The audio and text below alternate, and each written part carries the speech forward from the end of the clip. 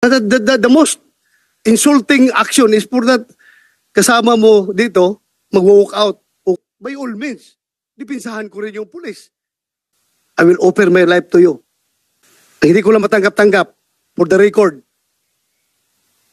na kayo ay pinagmumura dito. Sana masaktan ka, I don't care. Kasi alam ko, gaano kahirap maging pulis. Hindi mo na alam kung magkakabalik ka ng buhay niyo. I am your number one enemy kung masama kayong pulis.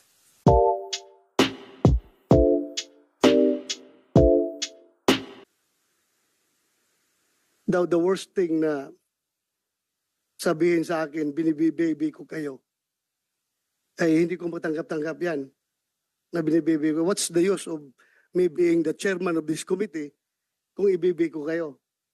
For the record, wala naman sigurong makapagsabi dyan na sinong pinakamaraming na-contempt na pulis dito sa Senado? Kaninong komite pinakamarami na contempt na pulis at saka mga witnesses? Ako. Kaya wala akong pakialam kung sino kayo, kung dati ko kayong tao, basta kamali kayo, mamalasing kayo sa akin. Pero pag kayo naman gumagawa ng tama, hindi na ako papayag na wawalang hiyain kayo. Di ba? Fair lang tayo dito. Fair. Ayaw kong sabihin, porque dati akong pulis, bibibihin ko kayo? No. Record shows. And record will vindicate me na ako ang pinakamaraming pinakulong na pulis dito sa Senado.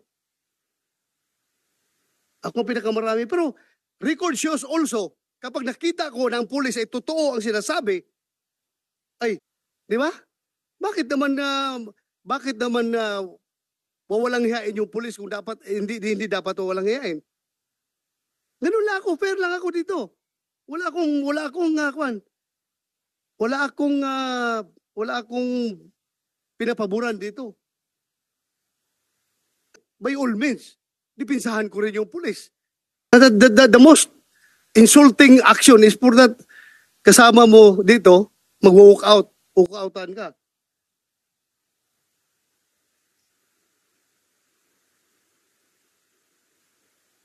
Anyway, that's his prerogative. Kung ayaw na niyang makinig sa hearing, kanya na yan. Ako lang man. I am trying to be fair here. Wala akong bias dito. Kahit nasabihin nyo, dati akong chief PNP, ang dami ng pulis minala sa akin. Ako lang, fair lang ako. Ayaw ko lang rin na masyadong kinakawawa yung pulis na dapat hindi naman kakawawain.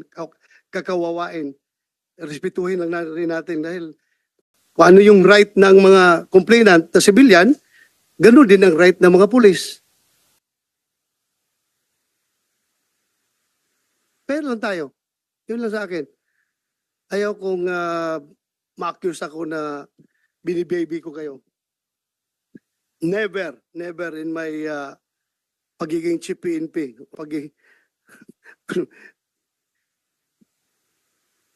Mahirap na magsalita dito. Everything is recorded. If you know me, you will realize. Para sa inyo, nakakilala sa akin. If you know me, you will really know me.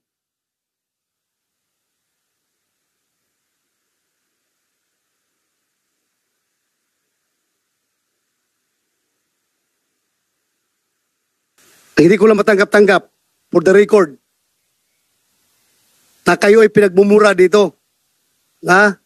Ayaw na ayaw ko mumurahin yung taong naka-uniforme, mumurahin, wawalang hiyain. Yan ang hindi ko matanggap-tanggap. Kung dapat kayo murahin, doon sa labas. Huwag dito sa hearing.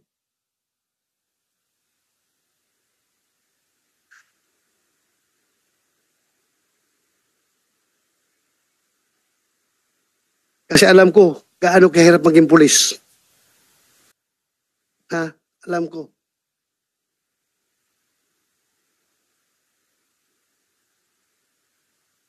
Paglabas mo pa lang dyan sa pintuan ng bahay mo, hindi mo na alam kung magkakabalik ka ng buhay sa mga anak mo pagkahapon. Kaya dapat respetuhin natin yung pagiging pulis. At doon naman sa mga abusadong pulis, dapat talaga may kalalagyan kayo. Kayong mga abusadong pulis. Dahil niyuyurakan ninyo yung uniforme, yung badge na suot-suot ninyo. Hindi kayo dapat magiging pulis.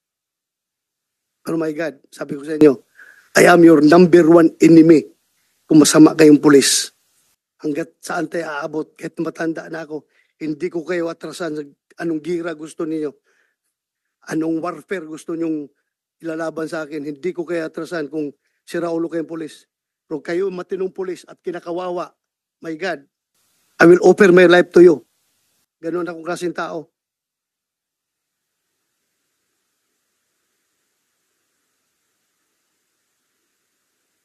So, standby muna tayo dito sa issue na ito. Yung kay Vicente.